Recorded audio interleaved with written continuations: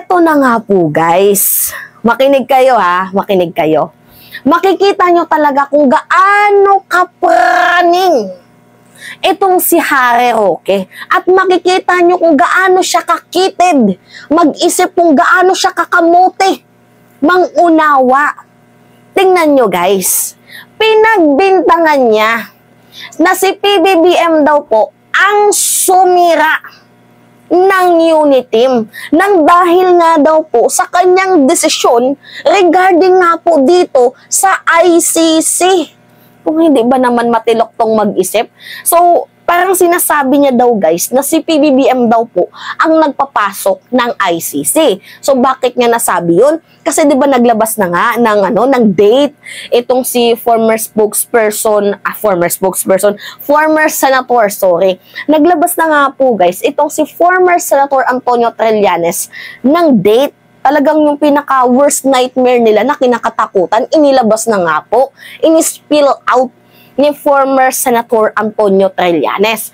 Ano yung sabi? Baka nga yung June or July, dadating na nga daw po ang formal arrest warrant.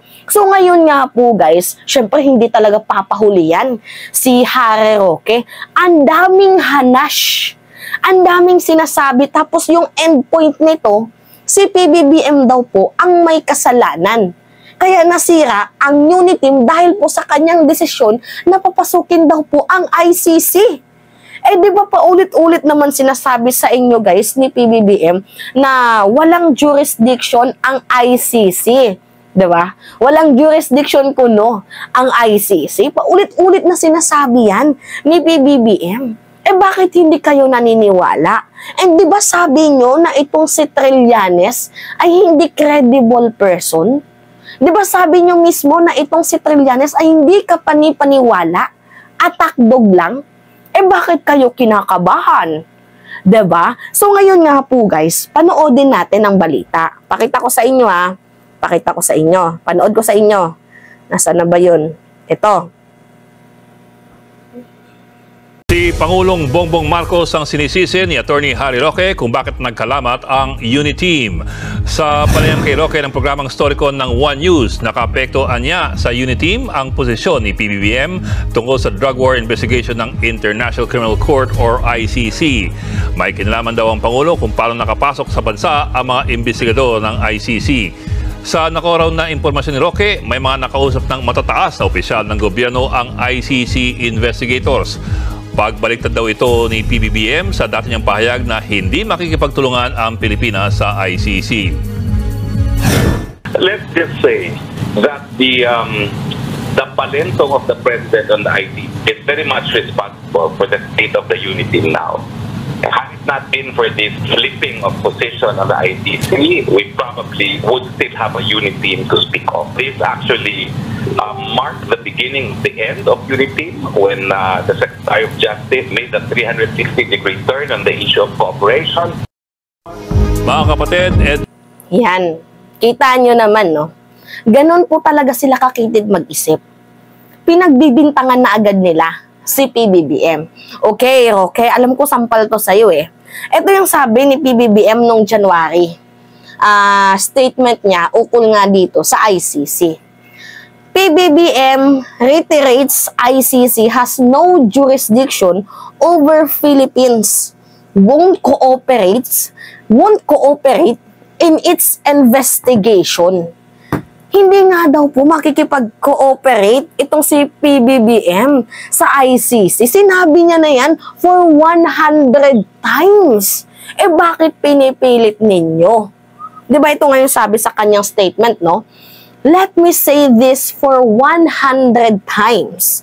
I do not recognize the jurisdiction of ICC in the Philippines. I do not consider it as a threat to our sovereignty. The Philippine government will not lift a finger to help any investigation that the ICC conducts, President Marcos said during the media interview following an event in Quezon. Sinabi na po ni PBBM na hindi tayo makikipag-cooperate sa ICC. Diba? Lagi niya yung dinideny, lagi niya yung tinatanggi. Eh bakit si PBBM ang sinisisi ninyo? Ganun ba kakikitid yung mga utak ninyo? Alam nyo, kayo lang kasi yung nag-iisip na papapasukin ni PBBM ang ICC kasi masyado kayong napapraning. Masyado kayong takot sa mga sarili nyong multo. Kaya kayo galit na galit kay PBBM kasi sa tingin nyo, si PBBM ang nasa likod ng pagpasok, pag-interview, pag-conduct ng research ng International Criminal Court investigation. Eh bakit kayo matatakot in the first place kung wala naman kayong kasalanan? 'Di ba? Anyway guys, ito yung tinutukoy ko sa inyo, ha? Para maging malinaw tayong lahat. Ito yung tinutukoy ko sa inyo na hindi dapat padalos-dalos na magsalita si PBBM sa ICC. Kasi hindi pa nga siya nagsasalita na papapasukin niya, pabor siya sa ICC. Hindi pa nga siya nagsasalita ng ganon. Tingnan nyo, nagkakagulo na sila. 'Di ba? How much more pa kaya pag nagsalita na si PBBM na willing siyang papasukin ng ICC, di mas lalo pa silang napraning. 'Di ba? So ngayon, ang nangyayari kasi guys, ang messenger natin dito ay si Trillanes. Which is kinakatakutan nila every time na nag-spill out itong si Trillanes kasi alam talaga nila na may source. Mayroong A1 sources itong si Trillanes dito sa ICC na to. Kaya nga, takot na takot yung mga yan. Takot sa sarili nilang multo. 'Di ba? Kung kaya ito yung sinasabi ko sa inyo guys na hindi pwedeng sabihin ni PBBM, alam naman natin yan. Sige, alam naman talaga natin yan guys na meron diyang si PBBM. Alam ko yan kasi si PBBM is pro-people, pro-life, pro-justice. Alam ko yan. Ang problema, hindi pwedeng i-speak up, i-direct speak up ni PBBM kasi tingnan nyo, 'di ba? Hindi pa nga nagsasalita itong ating presidente. Nangangarag ng kanilang mga muka, nangangarag ng kanilang mga kalag. How much more pa kaya pag nagsalita na ng diretsahan itong si President Marcos, baka nag-separate na yung kaluluwa nila sa katawang pantao nila, 'di ba? So ito nga guys yung reason. 'Di ba? Wala pa ngang sinabi, napapraning na sila agad. Kaya dapat masyado tayong slow, 'di ba? Dahan-dahan sa kinikilos na to. Pero anyway, meron naman tayong Trillanes. 'Di ba? Tingnan na lang natin. Pero ito yung sinasabi ko sa inyo guys na kailangan pa din natin protektahan si PBBM. Although kahit hindi siya nagsabi kasi by this July, balak na po talaga nilang mapatalsik itong si PBBM. And with connection, affiliated po ito guys sa ICC kasi nag-spill out na din itong si Trillanes by this July or this June or July, baka lumabas na nga po ang formal arrest warrant. 'Di ba? Kaya balak na nilang patalsikin itong si PBBM. Kaya nga kung mapapansin niyo yung hakbang ng mga diputa, January, February, March, April, May. Ngayong May, may din sila, prayer rally. 'Di ba? Tingnan niyo, samot-saring issue.